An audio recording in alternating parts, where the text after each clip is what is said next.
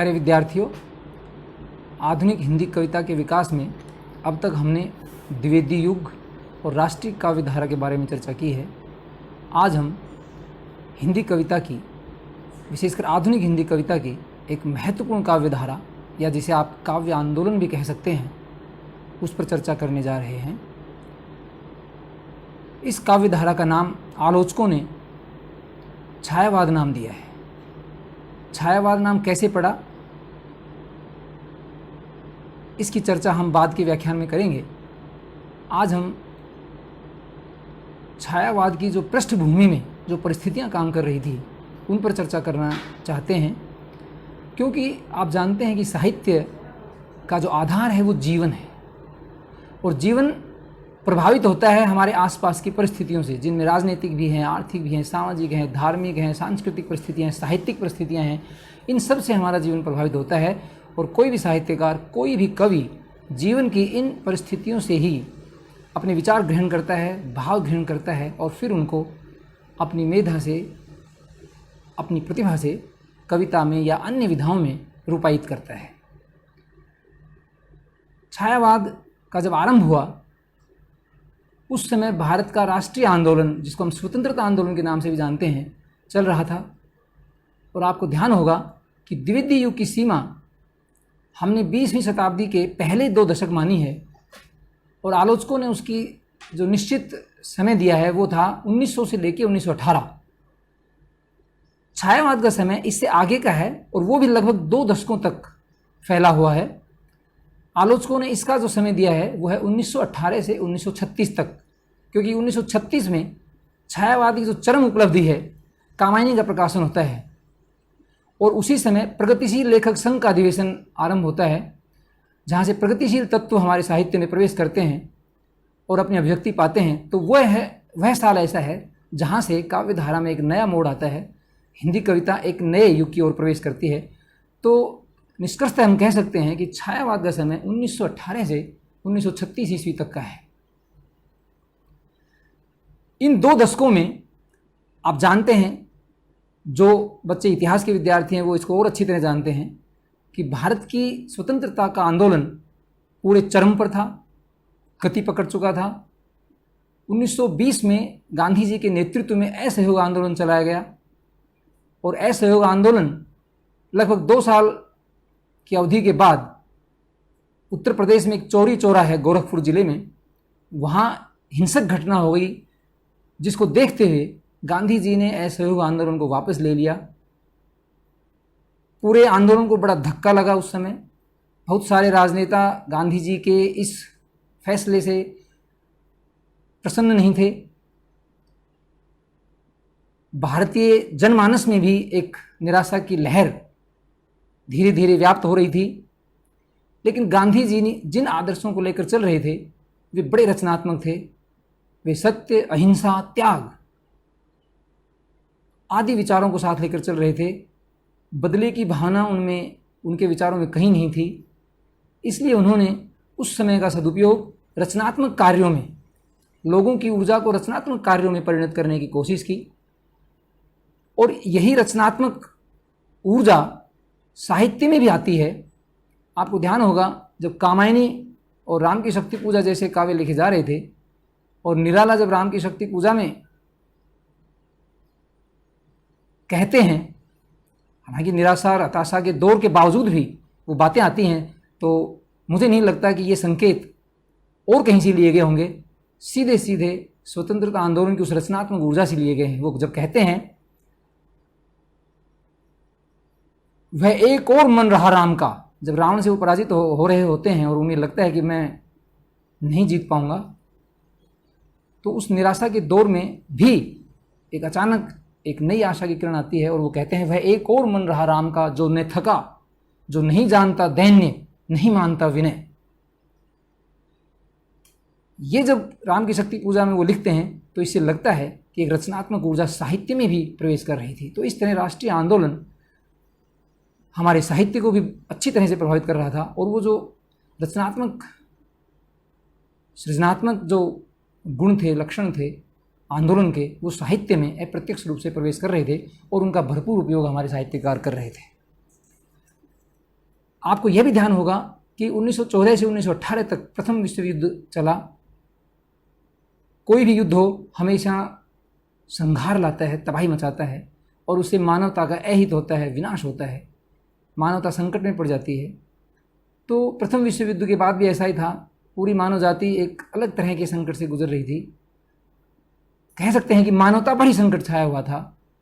इस मानवता को अनुप्राणित करने के लिए भी हमारे साहित्य में, हमारे हिंदी साहित्य में, खासकर कविता में एक रचनात्मक ऊर्जा चल रही थी। और कामायनी में उसका प्रसाद किस तरह से उपयोग करते हैं, आपको वो पंक्तियाँ याद होंगी, और कैसे वो आह्वान भी करते हैं कि इस तरह से घबराने की कोई ज़रूरत नहीं है, और वो एक उपाय भी सुझाते हैं। वो पंक्तियाँ आपको याद होंगी, मैं दोहराता हूँ उनको। शक्ति के विद्युत कण, देश में हमारी जो शक्तियाँ हैं, जनता की जो शक्ति है, उसका खासकर वो आह्वान करते हैं, क्योंकि अन्याय के विरुद्ध जो शक्तियाँ हैं वो बिखरी हुई रहती हैं। राम की शक्ति पूजा में यही था। जब वो उनको जब ध्यान में आता है अन्याय है अन्याय जिधर है उधर शक्ति, ये जब वो बात बोलते हैं तो उनकी वो निराशा सामने आती है। लेकिन साथ ही उन्होंने कहा कि एक और मन रहा राम का। तो उसी तरह कामायनी में भी जयशंकर प्रसाद कहते हैं, शक्ति के विद्युत कण, शक्ति के विद्युत कण जो व्यस्त विकल बिखरे हैं निरुपाय, समन्वय करे उनका जो विजयनी समस्त मानवता हो जाए।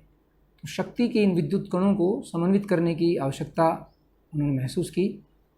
पूरे, मैं कहता हूँ कि मानव समुदाय में ये बात थी, और कामायनीकार ने, प्रसाद ने इन बातों को किस तरह अपनी रचनात्मक ऊर्जा में बदल दिया, ये आपने देखा। तो राष्ट्रीय आंदोलन और विश्व युद्ध से जो संकट उत्पन्न हुआ था मानवता पर, उससे बड़ी प्रेरणा मिली।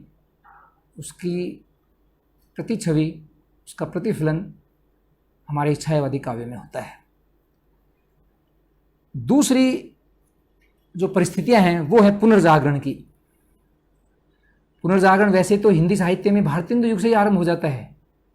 भारतेंदु और उसके जो मंडल के सदस्य थे वो आर्थिक शोषण के बहाने से, राजनीतिक दुर्वस्था के बहाने से, अव्यवस्था के बहाने से, धार्मिक सामाजिक रूढ़ियों पर प्रहार के माध्यम से उस जागरण का संदेश दे रहे थे, जो पुनर्जागरण हमारे देश में आ रहा था, हिंदी के माध्यम से आ रहा था। बाद में उसको द्विवेदी युग के कवियों ने और अधिक स्पष्ट किया। राष्ट्रीयता की भावना उस समय उत्पन्न हुई। कवियों ने राष्ट्रीय चेतना की कविताएं लिखी, देश के युवाओं में एक नया जोश और स्फूर्ति भरी, देश के लिए बलिदान करने की, त्याग करने की, इन मूल्यों को उन्होंने बढ़ावा दिया।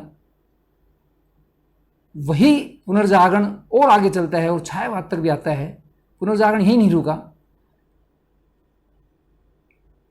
क्योंकि जब असहयोग आंदोलन और प्रथम विश्व युद्ध के बाद जो एक अलग तरह की निराशा फैली हुई थी, उसमें जरूरत थी मानवता को एक नया संदेश देने की, उन शक्तियों को याद करने की जिससे मनुष्य में शक्ति का संचार हो, और उस शक्ति के आह्वान में उन्होंने हमारे धर्म दर्शन में वो तत्व ढूंढ निकाले जिससे हमारे स्वाभिमान को बढ़ावा मिला, हमारा आत्मगौरव वापस लौटा, और कह सकते हैं कि हमारी सांस्कृतिक चेतना पुनर्जीवित हुई। ये जो बातें आई थी ये हमारे धर्म और दर्शन से आई। हम मानवता के कल्याण की बात करते हैं, हमारी अपनी पीड़ाएं को हम विश्व पीड़ा बना देते हैं। हमारा दुख सबका दुख है। आंसू जो विरह काव्य उन्होंने लिखा जयशंकर प्रसाद ने, उसमें वो बात बोलते भी हैं, सबका निचोड़ लेकर तुम सुख से सूखे जीवन में, बरसों हिम प्रभात कणसा आंसू इस विश्व सदन में। तो अपने आंसुओं को, अपने दुख को वो विश्व का दुख बना देते हैं और करुणा का प्रसार कर देते हैं। यह करुणा, सर्वात्मवाद, ये मानवतावाद, जो कल्याण की जो स्थिति है, वो सब हमारे इन कवियों ने ग्रहण की। तो पुनर्जागरण से हमारे इस छायावादी कविता को बड़ी प्रेरणा मिलती है। मैं तो कहना चाहूँगा कि कई आलोचकों ने कहा भी है कि छायावाद शक्ति का काव्य है। वो शक्ति का आह्वान, चाहे राम की शक्ति पूजा हो, कामायनी हो या अन्य और कोई कविताएं, और जागरण का संदेश, ये छायावाद की महत्वपूर्ण उपलब्धियां हैं जो उस समय की परिस्थितियों से हमें मिल रही थी। आपको ध्यान होगा प्रसाद की एक और कविता है, बीती विभावरी जागरी। स्पष्ट संदेश है जनता के लिए कि इस आज़ादी के आंदोलन में, हालांकि डायरेक्ट कन्फ्लिक्ट से वो बच रहे थे ये कवि, जिस तरह का डायरेक्ट कन्फ्लिक्ट द्विवेदी युग के कवियों ने शुरू किया था, परिस्थितियों के कारण उन्हें यह उचित नहीं लगा छायावादी कवियों को, और उन्होंने सांस्कृतिक चेतना के माध्यम से, पुनर्जागरण के माध्यम से जागरण का संदेश दिया और उन तत्वों को सामने लाए जिससे हमारा स्वाभिमान जागृत होता है। तो बीती विभावरी जागरी, यह कविता उन्होंने, छोटी कविता है लेकिन उसकी जो लास्ट लाइन है वो है, तो अब तक सोई है आली। ये आली जो शब्द है कहीं न कहीं हमारी भारतीय जनता की ओर भी संकेत करता है। तो अब तक सोई है आली, आंखों में भरे विहागरी, आलस्य और तंद्रा से भरे हुए, तो अब तक सोई हुई है। ये सोना जो है कि आंखें मूंदना, निष्क्रिय रहना, स्वदेश प्रेम और देश की आज़ादी के लिए जो जागृति होनी चाहिए वो नहीं थी, उसी को वो जगाना चाहते हैं। इसी तरह निराला ने कविता लिखी जागो फिर एक बार, उसमें वो इसी तरह का जागरण का संदेश देते हैं। सुमित्रानंद पंत ने भी ऐसी कुछ कविताएं लिखी हैं। राम की शक्ति पूजा है ही। निराला जी ने तुलसीदास कविता भी लिखी है जिसमें जागरण का स्पष्ट संकेत है। तो ये सब चीज़ें हमारे पुनर्जागरण से चली आ रही थी और हमारा धर्म और दर्शन इसमें बड़ा सहायक सिद्ध हुआ। हमारे वे सारे तत्व, मानवतावाद के तत्व, कल्याण के तत्व वो खोज कर ला रहे थे। निराला जी तो रामकृष्ण परमहंस से बड़े प्रभावित थे, स्वामी विवेकानंद जी से बड़े प्रभावित थे। रामकृष्ण मिशन में वो जाते भी रहे हैं, तो उनको वहाँ की पद्धति का और उनके विचारों से वो बड़े प्रभावित थे। हमारा द्वैत दर्शन, हमारा सर्वात्मवाद, मानववाद, ये सब छायावाद ने ग्रहण किए और उसका प्रतिफलन इनकी कविताओं में होता है। तो ये एक ऐसी जागरण की जो प्रक्रिया थी जो कभी यूरोप में चली थी 14वीं-16वीं शताब्दी में, वो धीरे धीरे बंगाल से होते हुए हिंदी बेल्ट में भी आई और उसका असर हमारे इन छायावादी कवियों पर पड़ा। एक और प्रवृत्ति है, एक और परिस्थितियां हैं कि स्वच्छंदतावाद, रोमेंटिसिज्म, यूरोपीय साहित्य में रोमेंटिसिज्म की प्रवृत्ति चली। एक तरह से व्यक्ति स्वातंत्र्य और कविता की स्वतंत्रता, रूढ़ियों में जकड़ी हुई कविता मुक्त होनी चाहिए, रूढ़ियों से जकड़ा हुआ व्यक्ति मुक्त होना चाहिए, उसके अपने विचारों को अभिव्यक्ति मिलनी चाहिए, उसके अपनी संवेदना, उसकी अपनी अनुभूतियों को कविता में स्थान मिलना चाहिए, साहित्य में स्थान मिलना चाहिए। ये सब बातें बड़े ज़ोर शोर से यूरोपीय साहित्य में चली और उसके बाद हमारे देश में भी आई और उसका माध्यम बना बंगाल का साहित्य और वहाँ से होता हुआ हिंदी बेल्ट में। और बड़ी अच्छी बात है कि हिंदी ने इसको बड़े ही उत्साह से ग्रहण किया और बड़े ही ऊंचाइयों तक रचनात्मक शक्ति के साथ इसको वो अभिव्यक्त कर पाए। स्वच्छंदतावाद में व्यक्ति स्वातंत्र्य पर बल है। इस समय एक और बात हो रही थी कि पूरा विश्व साम्राज्यवाद और पूंजीवाद में जकड़ा हुआ था, यांत्रिकता, बौद्धिकता हावी हो रही थी, लोगों में एक तरह का तनाव था, बेचैनी थी। उस तनाव और बेचैनी को अभिव्यक्ति नहीं मिल रही थी और मैं समझता हूँ उसी कारण स्वच्छंदतावाद के माध्यम से व्यक्तिवाद कविता में आया और इसीलिए छायावादी कविता में व्यक्ति अनुभूति प्रमुख हो गई है। इससे पहले द्विवेदी युग में व्यक्ति की अपनी अनुभूतियों का कोई स्थान नहीं था। वो स्थूल वर्णन कर रहे थे, सामाजिक उपयोगिता की बात कर रहे थे, लेकिन यहाँ उस परिस्थिति, विश्व की परिस्थिति और फिर हमारे यहाँ जो आई स्वच्छंदतावाद की लहर, प्रसिद्ध आलोचक हमारे आचार्य रामचंद्र शुक्ल ने माना भी है कि हिंदी में स्वच्छंदतावाद का आरंभ हो चुका था द्विवेदी युग में ही और उसके जो प्रणेता थे वो श्रीधर पाठक हैं, फिर मुकुटधर पांडे, रामनरेश त्रिपाठी।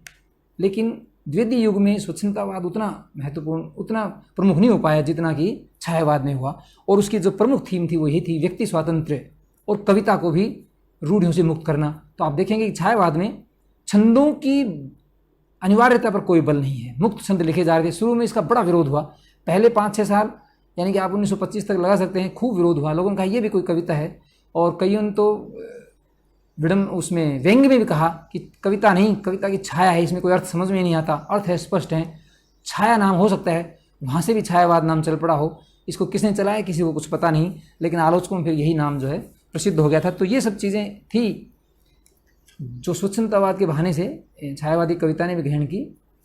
कविता भी मुक्त हुई और मुक्त छंद लिखे गए। ऐसा नहीं है कि महाकाव्य नहीं, काव्य जैसे महाकाव्य भी लिखा गया, लेकिन मुक्तता, कविता की मुक्तता पर बड़ा बल दिया जाने लगा। और इसमें एक और स्वच्छंदतावाद में खास बात आई कि प्रकृति का स्वच्छंद चित्रण। रोमेंटिसिज्म में यही बात थी, यूरोप के जो साहित्य में थी कि प्रकृति का खुलकर वर्णन, प्रकृति के साथ तादाद में प्रकृति के साथ हमारा रागात्मक संबंध, यह बड़े खुलकर प्रयोग हुआ। कवियों की अपनी अनुभूतियों के हिसाब से हुआ। कई नए अलंकार भी इस दौरान आए, जैसे मानवीकरण अलंकार छायावाद में आया। तो इससे व्यक्ति स्वातंत्र्य, व्यक्ति की अपनी अनुभूतियाँ, कविता की रूढ़ियों से मुक्ति, छंद की बाध्यता समाप्त हुई, और तीसरी बात थी प्रकृति का स्वच्छंद चित्रण। ये सब स्वच्छंदतावाद से आती हुई हमारे यहाँ भी आई, और छायावादी कवियों ने इनको बड़े मनोयोग से, और मैं कहता हूँ कि इसी कारण छायावादी कविता सौंदर्य बोध की कविता हो गई। कई लोग सौंदर्य बोध को ही छायावादी कविता की सबसे बड़ी विशेषता मानते हैं। तो वह सब जो सौंदर्य बोध की जो बात है, सौंदर्य चेतना है, जो सौंदर्य मिलता है इसमें, उदात्त सौंदर्य खासकर प्रकृति का और नारी का, वो स्वच्छंदतावाद के माध्यम से ही हमारी छायावादी कविता में दृष्टिगत होता है। एक और परिस्थिति थी, कोई भी काव्यधारा अपनी पूर्ववर्ती काव्यधारा से अवश्य प्रभावित होती है, उसकी प्रतिक्रिया स्वरूप उत्पन्न होती है, उससे कुछ चीज़ें ग्रहण भी करती है और उसका विकास भी करती है। तो छायावाद से पूर्व जो हमारे चल रही थी धारा द्विवेदी युग की, उसमें एक बड़ी बात थी इतिवृत्तात्मकता। जैसे हमने पहले जिक्र किया था कि ऐतिहासिक वृत्तांतों को स्थूल वर्णन के सहारे कविता में लाना, वो बड़ा बोझिल सा हो गया, और उसके लिए नई नई भाषा थी हिंदी, संस्कृतनिष्ठ बनाने की कोशिश की गई, तुकांत पदावलियाँ रची गई। उससे कविता धीरे धीरे नीरस होने लगी, और ऐसा लगा जैसे कविता में कोई सूक्ष्म भाव व्यंजना ही नहीं है। कविता नहीं है, ये तो गद्य है, उपदेश हैं, नीति और आदर्श की बातें हैं। तो एक तरह से कह सकते हैं कि स्थूल वर्णन उसमें था, आत्म अभिव्यंजन, सूक्ष्म सौंदर्य, चेतना, ये सब चीज़ें उससे गायब थी। तो इससे प्रतिक्रिया हुई, और छायावाद ने इसको बड़े कहते हैं ना कि बलपूर्वक बदला, और सूक्ष्म अभिव्यंजनाओं का दौर शुरू हुआ, जिसके लिए कल्पना शक्ति अनिवार्य थी। इसलिए कल्पना का प्रचुर प्रयोग छायावादी काव्य में होता है। ये भी एक बड़ी विशेषता छायावादी मानी जाती है। कल्पना के सहारे कवि लोग अपनी व्यक्तिगत अनुभूतियों को, अपनी आत्म पीड़ा को, वेदना को व्यक्त कर रहे थे, सौंदर्य बोध के साथ, प्रकृति के स्वच्छंद चित्रण के साथ। तो द्विवेदी युग की एक बड़ी प्रतिक्रिया हुई छायावाद में, और मैं कहता हूँ अच्छी हुई। और एक अर्थ में थोड़ा इसका नकारात्मक पहलू भी आया कि अतिशय कल्पना ने छायावाद को धीरे धीरे जीवन से दूर कर दिया। बाद में आलोचकों ने इस पर यही सबसे बड़ा प्रश्न चिन्ह लगाया कि वह कविता जो जीवन से संबद्ध नहीं है, जीवन की नहीं है, उसका क्या मूल्य है। तो छायावाद का पर यह आरोप उसकी अतिशय कल्पना के आधार पर लगाया जाता है। तो मुझे लगता है कि अतिशय प्रतिक्रिया के कारण ही कल्पना, हालांकि कविता में या साहित्य में कल्पना शक्ति का होना जरूरी है, लेकिन जब अति किसी की चीज़ की हो जाए तो वह आकृति ही है। तो ऐसा ही कुछ हुआ। छायावादी कवियों ने अपनी कल्पना शक्ति के सहारे पूरी रचनात्मकता का प्रयोग किया है। ये एक उनकी बड़ी उपलब्धि है, और इसीलिए ऐसी महान रचनाएं आ पाई। आपको ध्यान होगा कि कामायनी तो है ही है, उसके अलावा सूर्यकांत त्रिपाठी निराला की राम की शक्ति पूजा, सरोज स्मृति, तुलसीदास जागो फिर एक बार जैसी कविताएं हैं, सुमित्रानंद पंत की प्रकृति की कविताएं हैं, बहुत ही अच्छी बन पड़ी हैं, वो मानवता का संदेश देती हैं। और उसके बाद महादेवी वर्मा की करुणा का प्रसार करती हुई दुखवाद की कविताएं हैं।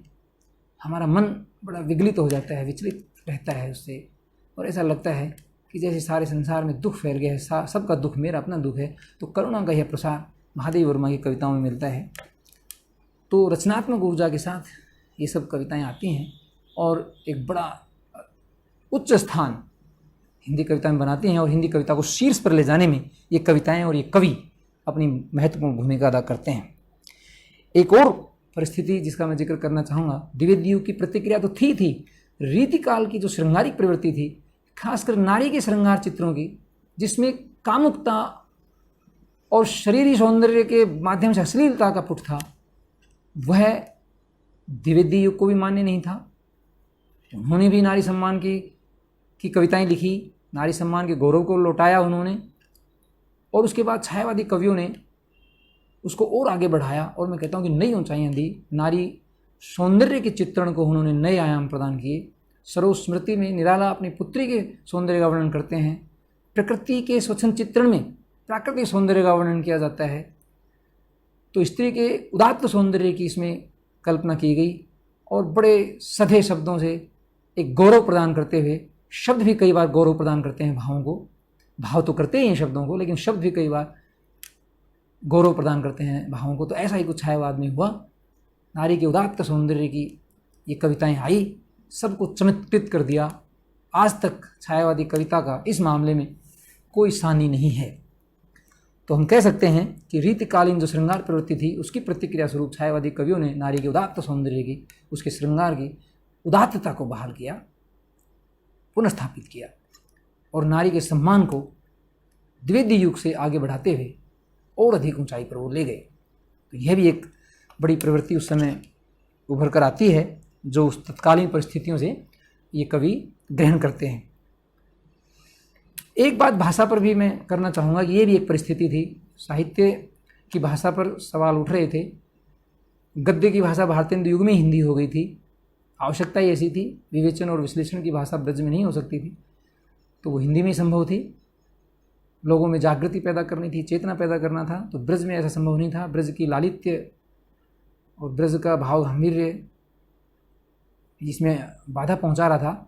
लेकिन कविता में भारतेंदु युग की कविता जो है ब्रज में ही चलती रही, क्योंकि वो हिंदी कविता में उतना नवोन्मेष नहीं कर पाए। द्विवेदी युग ने खड़ी बोली हिंदी कविता में कविता आरंभ की, लेकिन जैसे मैंने बताया इतिवृत्तात्मकता के कारण नीरसता छा गई और कविता का जो लालित्य, भाव गांभीर्य, सूक्ष्म व्यंजना वाली जो बात थी वो उसमें नहीं आ पाई और उसको दूर किया छायावादी कवियों ने। भाषा को नई ऊंचाइयां दी, भावों में गांभीर्य भरा, भाषा में लाक्षणिकता, उपचार वक्रता, अभिव्यंजना शैली को नई दिशाएं दी। ये सब चीज़ें छायावादी कवियों ने की। और राष्ट्रीय आंदोलन में भाषा का भी एक सवाल था, मैं इसको यहाँ वास्तव में जिक्र करना चाहूँगा कि भारतेंदु युग में आपने ध्यान दिया होगा भारत दुर्दशा एक नाटक लिखा था भारतेंदु हरिश्चंद्र ने। उसमें वो कहते हैं आओ मिल रोहु सब भारत भाई, भारत दुर्दशा देखी न जाई। देखिए भारतीयता किस तरह से उभर कर आती है। उससे पहले के साहित्य में भारत की इस तरह की छवि नहीं थी कि पूरा भारत भूमि एक राष्ट्र, एक इकाई माना जाए। उसके बाद द्विवेदी युग ने भारतीयता को और अधिक प्रखर किया, और अधिक मुखर किया। भारतीयता और भारत एक ऐसे शब्द बन गए जिससे पूरा देश आंदोलित हो रहा था और हम अपने देश भारत को आज़ाद कराने में जुटे हुए थे।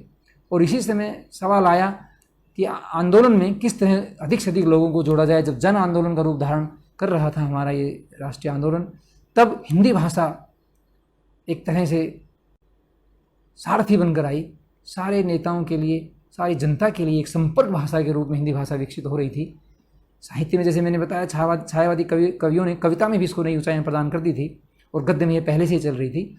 तो एक संपर्क भाषा के रूप में भी हिंदी का बड़ी तेज़ी से विकास हुआ। और आपने देखा द्विवेदी युग में राष्ट्रीय कविताएं लिखी गई। वह राष्ट्र क्या था, उस राष्ट्र के साथ राष्ट्रभाषा भी जुड़ी हुई थी, राष्ट्र कवि भी जुड़े हुए थे। द्विवेदी युग में भारत भारती जो कविता उन्होंने लिखी थी मैथिली शरण गुप्त ने, उसके आधार पर ही उनको राष्ट्र कवि की संज्ञा दी गई। तो राष्ट्र कवि, राष्ट्र, भारतीयता, राष्ट्रीयता, ये सब चीज़ें एक साथ चल रही थी। और छायावादी कविता तक आते आते यह राष्ट्र और अधिक व्यापक हो गया। तो मैं कहता हूँ कि राष्ट्रभाषा को साहित्य में भी प्रतिष्ठित करने के लिए छायावादी कवियों ने अपनी तरफ से पूरी अपनी मेधा लगाई और यह एक तरह से पूरे भारतवर्ष में निर्विवाद रूप से राष्ट्रभाषा शक्तिशाली हो गई, साहित्य में भी और परस्पर व्यवहार में भी। तो इस दृष्टि से भी देखा जाए तो छायावादी कवियों ने आंदोलन से ही ये प्रेरणा ग्रहण की, उस परिस्थितियों से ही, और हिंदी को नई ऊंचाइयां प्रदान की। नए अलंकार आए, हिंदी में नए सौंदर्य बोध उत्पन्न हुआ, वो सब हम पहले ही जिक्र कर चुके हैं। तो इस तरह से हम देखते हैं कि छायावादी कविता जो 1918 से 1936 तक का जो काल निश्चित किया गया है, हम मान सकते हैं कि 2 दशक आप मान लीजिए, लगभग 20 साल इस कविता ने, भले ही परिमाण में ये कम थी क्योंकि इस समय राष्ट्रीय कविता धारा भी चल रही थी और अन्य कविताएं भी थी, उनके मुकाबले में ये कम कविताएं हैं, लेकिन कम भले ही हो, इनका मूल्य बहुत अधिक है। 4 ही कवि आपके सामने हैं और उनकी कविताएं कुछ ही हैं, लेकिन उन्हीं के सहारे छायावादी कविताएं अमर हो गई और छायावाद नाम ही अमर हो गया। कितनी चर्चाएं छायावाद पर होती हैं, तरह तरह से परिभाषाएं इसकी दी गई। सबसे चर्चित यह काव्य आंदोलन रहा। हिंदी को छायावाद पर गर्व है। हम सभी को छायावाद को, छायावादी कविता को बड़े मनोयोग से पढ़ना चाहिए और उसमें उन तत्वों से प्रेरणा ग्रहण करनी चाहिए जो उस समय और आज भी मैं तो कहता हूँ प्रेरणा देते आए हैं। इस व्याख्यान में इतना ही। हम अगले व्याख्यान में छायावाद की परिभाषा और नामकरण पर चर्चा करेंगे। धन्यवाद।